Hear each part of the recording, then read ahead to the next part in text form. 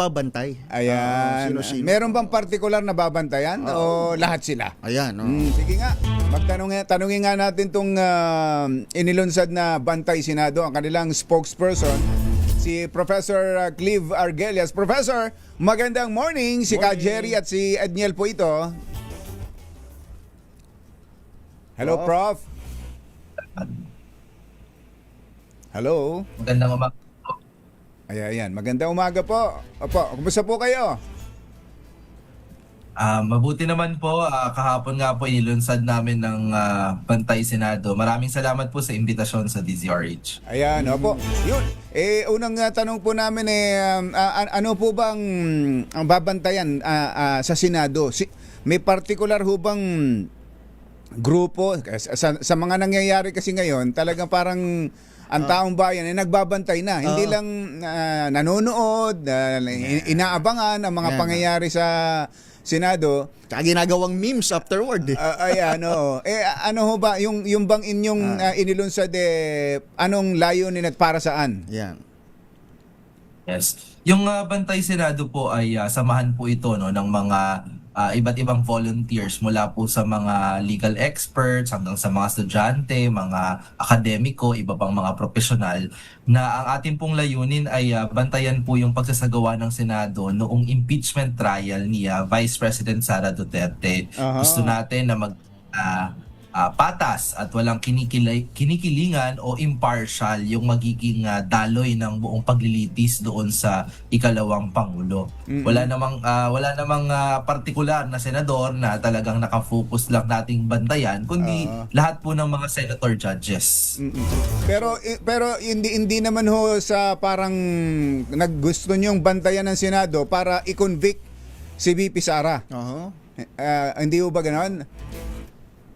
Hindi po, dahil non-partisan po yung ating Bantay Senado at sa ngayon po ang aming pong panawagan ay bantayan po yung buong proseso. Wala pong posisyon na dapat ay may sala o ipawalang sala ng ating mga senador, si VP Sara. Ngayon po ang interest po namin sa Bantay Senado ay tignan natin yung ebidensya, igalang yung testimonya, at dapat po yung mga senator judges hindi yung kanilang personal na interest, mga political na kalkulasyon. Sana ang kanila pong bigyang diin sa kanilang pagde-decide kung paano po sila boboto yung magiging ebidensya sa paglilitis. Oo. So wala kayong pinapanigan na halimbawa gusto ninyo i-convict kapag hindi kinonvict hindi tama yan. Kasi may ganun na professor na kapag hindi kinonvict si VP Sara, parang ang dating hindi totoo yung paglilitis na yan. Unfair. Hindi po ganon ang layunin ng Bantay Senado. Malayo po yun dun sa ating layunin, Jerry, Edniel. In fact, ang tingin nga namin, kung lalabas po dito sa paglilitis na ito, hindi naman pala makatotohanan yung mga ebidensya. Kaduda-duda po yung mga testimonya laban doon sa ikalawang Pangulo. Baka dapat ay hindi po i-convict ng mga senator judges si VP Sara kasi hindi naman pala maganda yung mga ebidensya.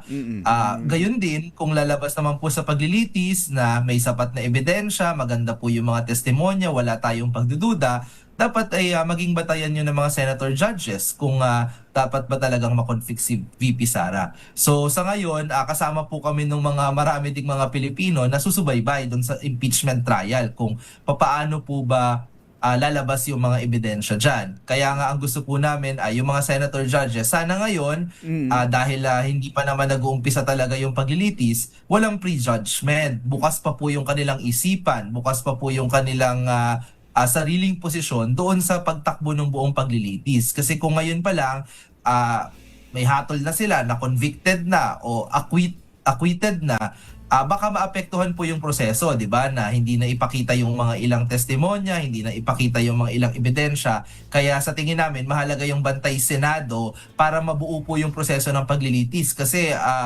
sa mga nagdaang impeachment trial, isa pa lang yung successful na impeachment trial natin sa kasaysayan ng ating bansa, yan po yung kay Chief Justice Corona.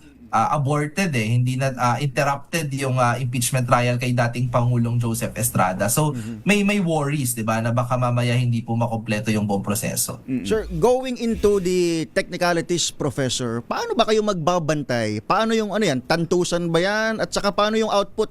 Anong pwedeng i-expect ng ating publiko mula sa bibig ng Bantay Senado? Yes, una po gusto natin na makilahok yung mga ordinaryong Pilipino. Sa huling survey po na nakita namin na kalahati ng ating mga kababayan, isa sa bawat 2 Pilipino ang nagsasabi wala silang sapat na kaalaman kung ano pong nangyayari dito sa impeachment proceedings na ito. Kaya minabuti namin na kami po ay magbabarangay-barangay, pupunta sa mga simbahan, eskwelahan, para po magtalakay tungkol sa impeachment. Sa panahon din po ng impeachment trial, meron po kaming isi-set up na mga community watch venues, no, mga lugar po yan sa iba't ibang panig ng bansa na pwede po silang punta at manood ng live, no, kung sila po ay hindi makahanap ng ibang pamamaraan na manood po ng sesyon. Pero mahalaga po doon dahil magkakaroon ng mga legal jargon, mga abogado po yan, no, na magtatalo-talo sa panahon ng impeachment trial. Maglalabas din po kami ng mga pinadaling summary, pinadaling pagsusuri kung ano po yung nangyari doon sa araw ng trial na yon na mas mailalapit yung buong impeachment trial doon sa publiko. At panghuli po, kagaya ng nabanggit ninyo, meron po kaming public scorecard, no. Tatantusan po natin yung mga senator judges kung sablay ba, mainam ba yung performance nila.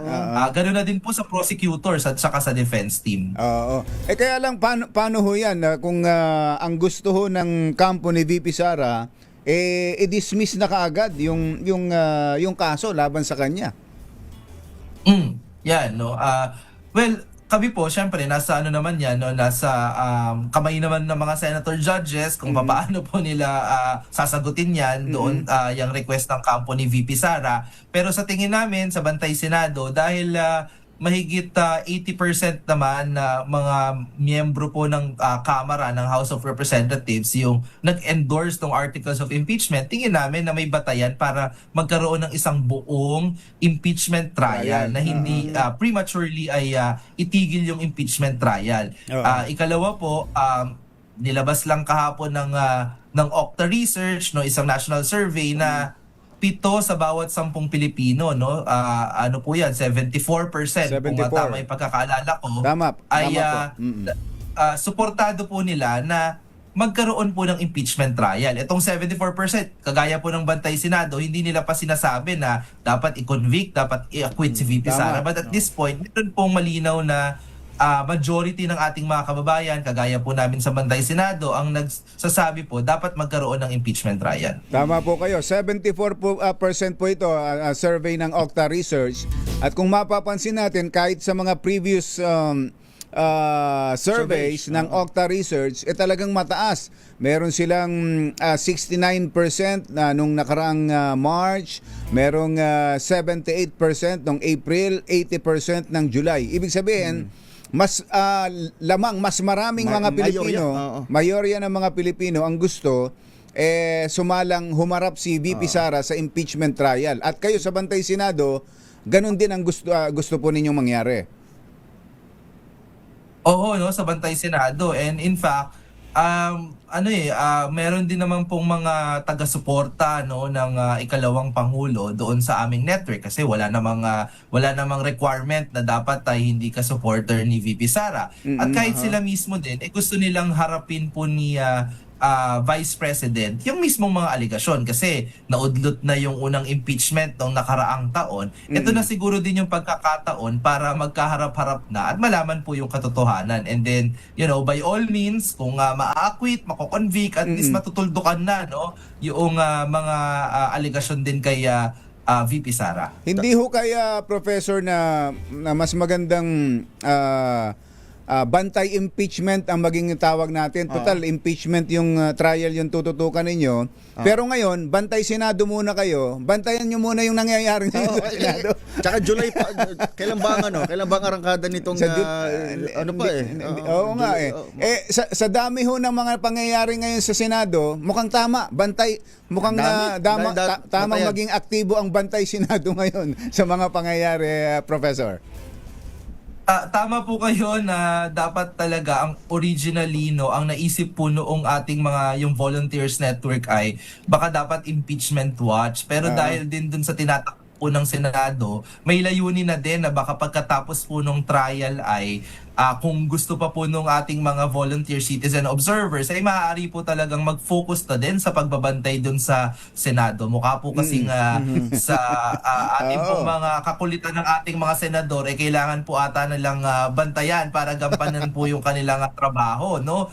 Halimbawa yung sa kahapon lang maglalabas kami ng statement ngayong araw na may ano talaga no, may concern no, nagpapahayag po kami ng concern sa Bantay Senado na hindi nagpapatuloy yung sesyon no dahil po walang quorum, dahil hindi po pumasok yung majority block kasunod ng pag-aresto po kay Senator Jinggoy Estrada. Syempre, bukod po dun sa maaaring madelay yung impeachment trial, maaari din pong madelay yung kanilang mismong trabaho bilang mga mambabatas, di ba? Medyo matagal-tagal na ata yung last na nakapagsalang po sila ng kanilang gawain na mag-review ng mga batas, di ba? Dahil po sa mga nangyayari dyan sa Senado. So, binabantayan din po namin yan. May mga obserbasyon kasi, Professor Edniel, na lahat ng pangyayaring yan sa Senado mula na magpalitan ng leadership, may kinalaman din talaga sa impeachment ni VP Sara. At ito nga, binabagit nga ni Professor Clive, ang pangamba nila ka, Jerry,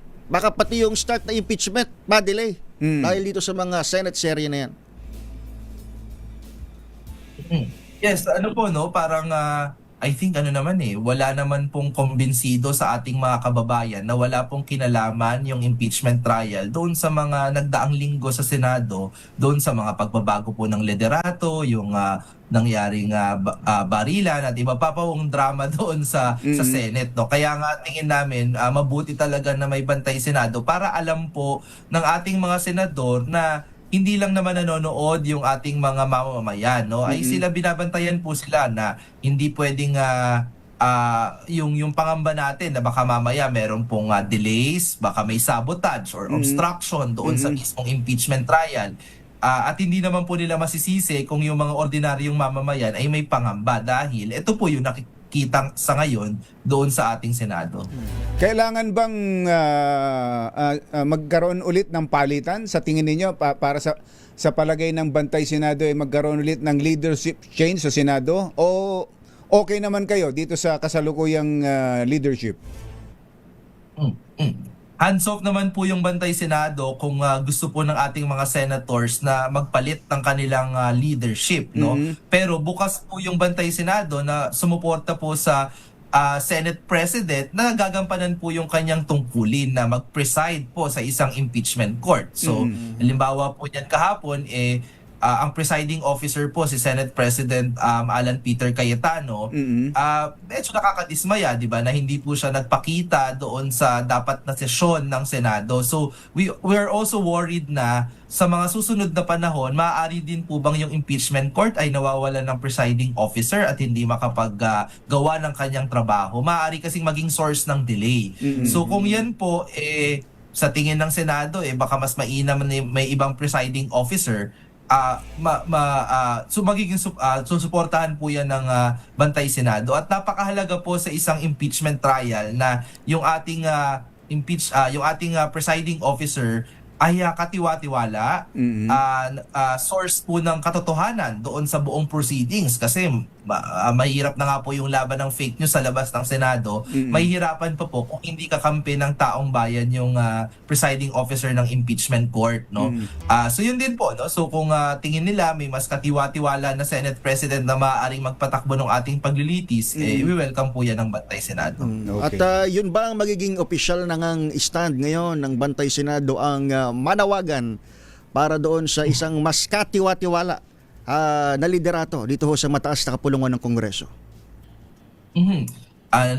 Sa tingin po natin, no, sa Bantay Senado na kay Senate President Alan Peter Cayetano sa kasalukuyan, sana po panindigan niya yung pagiging isang katiwa-tiwala na presiding officer, at kung hindi naman po kaya ni Alan Peter Cayetano yan, no, susuportahan po namin kung sa tingin ng ibang mga senador ay meron po silang may offer sa publiko na mas mainam na Senate President. Opo. Professor, maraming salamat sa oras. Magandang umaga po. Lagi kaming makikipag-ugnayan sa inyo sa pagbabantay ninyo at kami rin ay Kami magbabantay. rin, oo. Magbabantay sa bantay senado. Maraming salamat po at magbantayan po tayo, Jerry Apo. at Edniel. Thank you. Thank you, sir. Professor Cleve Argeles ng Bantay Senado.